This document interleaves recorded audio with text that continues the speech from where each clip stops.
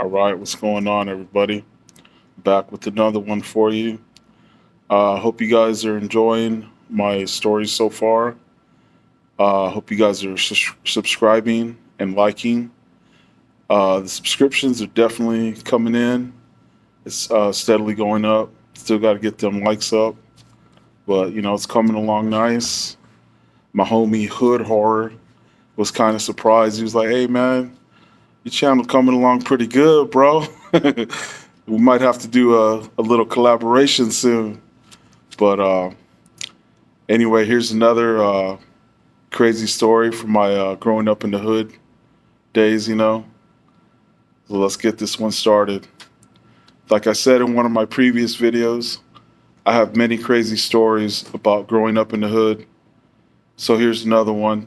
I'll be using initials only in the story like previously to protect the innocent and not so innocent. I was like 18 or 19 at the time. I was with one of my homies, we'll call him JV for short. His younger brother was MV, was with us, and his little homie, we'll call him B.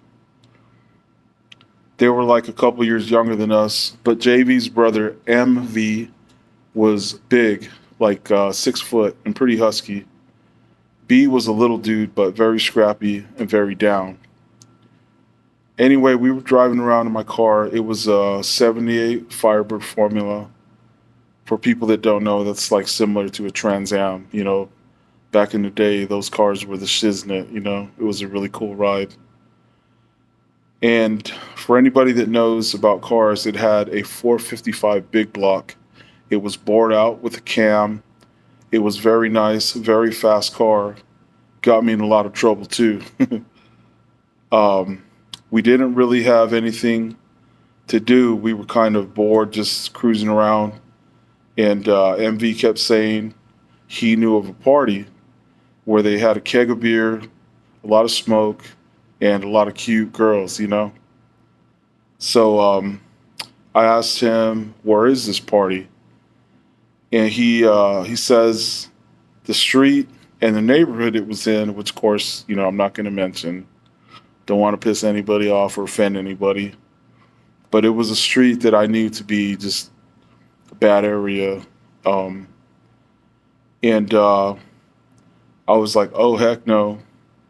I said, "That's East Siders hood."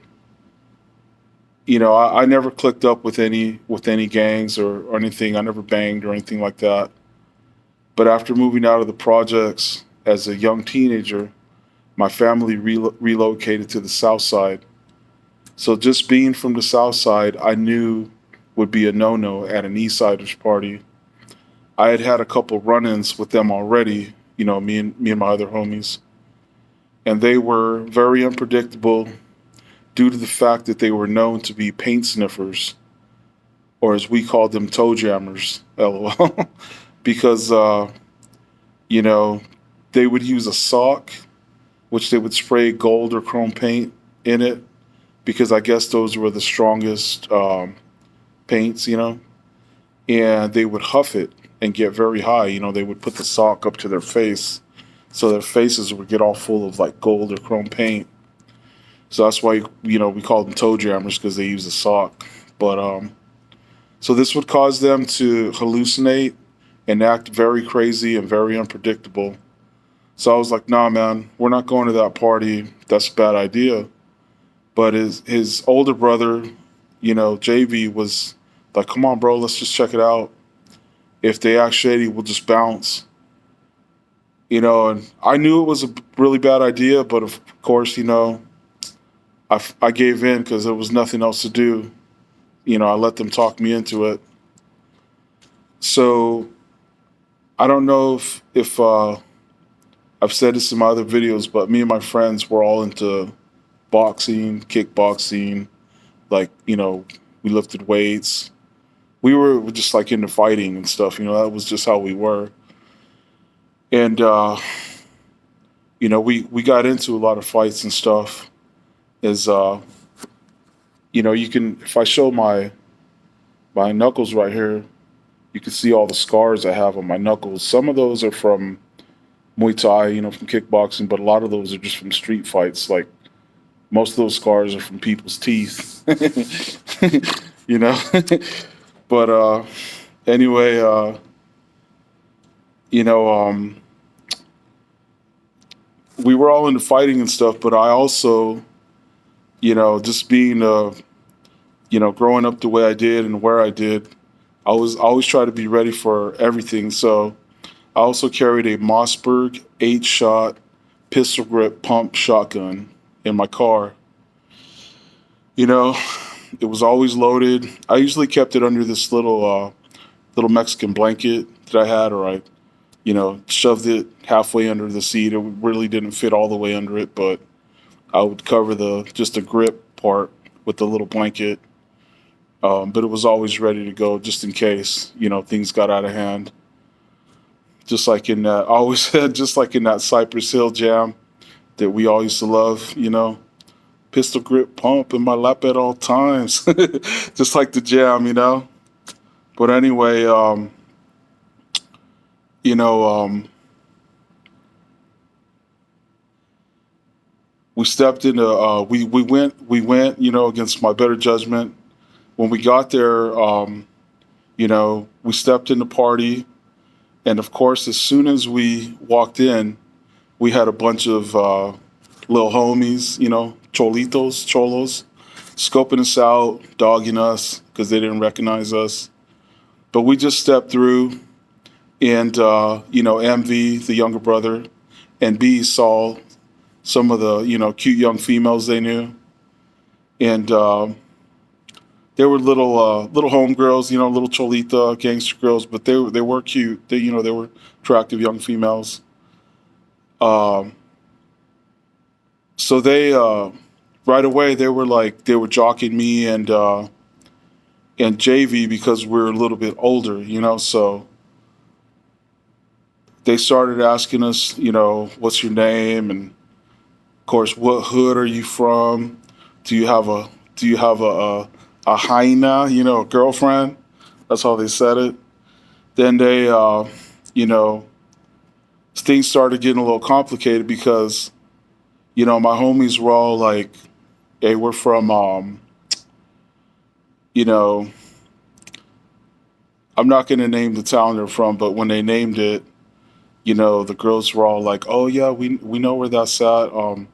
It's like a little town south of the city that I'm from, and it's known for its Yaqui Indians, population, or Mexican Indians, So then they asked me where I was from, and I guess I could have lied, but I said I'm from the South Side, and because even though I knew it was like taking a chance, I knew they would it would give me extra, juice or whatever, because they would be like, "Oh, you're from the South Side." So, as soon as I told them that, they were like, "Oh, you're from SSG." I was like, "No, I said I don't claim that. I'm not a gangster. I said I don't bang. I said I just like to throw these hands. I was talking a little stuff, trying to show off for the females or whatever. But I was 18, 19 years old, so young and dumb, how they say. Right away, the girls said, "Oh, don't let our homies hear that you're from Southside. They'll trip." And I was like, you know, they said they'll start some stuff with you, and I said, "Don't worry, I said, don't snitch me off then. And so right about then, we heard the owner or the renter of the house, who was an older lady, maybe in her mid to late 30s, start yelling at JV's younger brother because he had spilled his cup of beer on the carpet. I don't remember if he was like faded already or if he just was clumsy and just dropped it. But anyway, she was like, you stupid, mother effer, you're going to clean that up. who the F invited you anyway? Like, she was like tripping on him, like going off on him.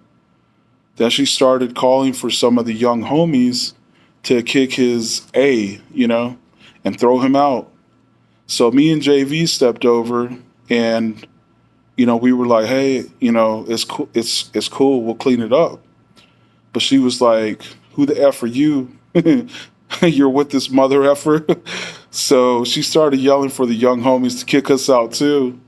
She was like, who the F are these vatos? But they were looking at us kind of unsure what to do because we were a lot bigger than them. So they were kind of scared, kind of hesitant. And, there was a bunch of skinny little homies, like in wife beaters and white t-shirts, like little cholito gangsters, but they weren't big at all, or they didn't look like they could really like bang, like throw hands or nothing. So I just told them, hey, don't worry, we're leaving. We don't want no problems. But I guess that made them brave, like we were backing down. So they've kind of like started trying to get their little courage up, like, grouping up. There was like maybe about 11 or 12 of them. And so I told JV and MV, like, hey man, let's bounce, let's head out the door. And of course, little B followed us out too. He was taking up the rear, like watching them fools so they wouldn't sneak up on us. And so they followed us out the door, about 11 or 12 of them, like I said. As they walked out behind us, I heard one of them say, "Get them, fool." Like GAT, like GAT, which in hood speak means pull out you know, your little GUN and either shoot or pistol whip these fools. Hold up. So I turned around and I saw one of them pull out a small chrome, what looked like a 25 caliber handgun, a small gun. I was like, oh, shizzle. But I kept my cool and said, hey, be cool, we're leaving. But the one with the gun said, you motherfuckers ain't going nowhere, fool. And he hadn't pointed it at us yet. It was like he kind of had it like this in front of him. And, he was like, he was just like, looking at us as we're walking out, it was pointed towards the ground, and my homies looked scared as hell, like, we're about to get blasted. I was scared too, I'm not gonna lie. So I said, don't trip, man. I said, we're about to get in our car and bounce. And I was watching him from the corner of my eye, as I unlocked my car. There was maybe like about 10 feet, like, I don't know, 10 to 15 feet away from us. And I knew my 12 gauge pump was behind the driver's seat under that blanket. It was already loaded with one in the chamber. All I had to do was pop off the safety. And so, like I said, they were standing about 10 feet away from my car with, the rest of them just still like behind him talking stuff, like kind of egging him on. When I unlocked the door of my car, he was kind of like just talking stuff and still kind of like had the gun like this in front of him, but hadn't pointed it at us yet. So I unlocked the door of my car. Instead of getting in the car, I reached down and grabbed my 12 gauge and popped off the safety and popped back up behind the driver's door. And I kind of pointed at him like this, and I said, what's up now, mother effer? And his eyes got huge when he saw what I had in my hands, and he said, no, don't trip, fool. all his little homies ran and scattered like, bunch of little cucarachas. They just like, poof, they ran around the side of the house, ran all different ways. Them fools booked. And it was basically just that dude. And I think one of the guy might have been frozen behind him, because I had tunnel vision at that point. And, you know, all I was thinking about at that moment was I was looking at him. It was like it was in slow motion, you know, and it was like super slow motion. And I had it pointed like at his chest. And the only thought kept going through my head was, if that gun starts to come up, I'm blasting this fool. And I kept thinking, I'm about to kill this dude. His eyes got huge, and he said, he was like, "No, don't trip, fool." And so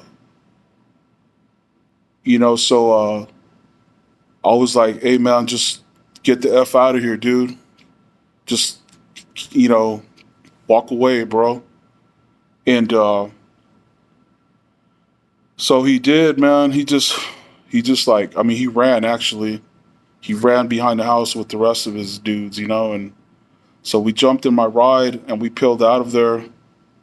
And my homies were tripping, like they were like, just like their eyes were all big and stuff, and they were like kind of froze up.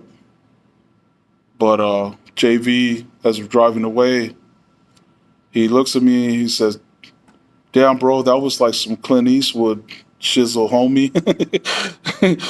you know. And I tried to laugh, but I was still like replaying the scenario over and over in my head, and I just kept thinking I was pretty damn close to killing that dude. My 12 gauge was loaded with double aught buck, and from 10 feet away, I would have probably blown homeboy in half, as skinny as he was, or dang near in half. It really shook me up for a while, and I ended up getting rid of my 12 gauge after that, after that incident, which I kind of regretted because I almost needed it again, like about a week later when we ran into them. I don't know if it was the same exact dudes, but it was some dudes from that same clique, from that same neighborhood. But anyway, that's another one of my crazy experiences growing up in the hood. I hope it was entertaining, or educational. you know, that's it. Till the next one. Uh, your homie, Big Cisco. Peace.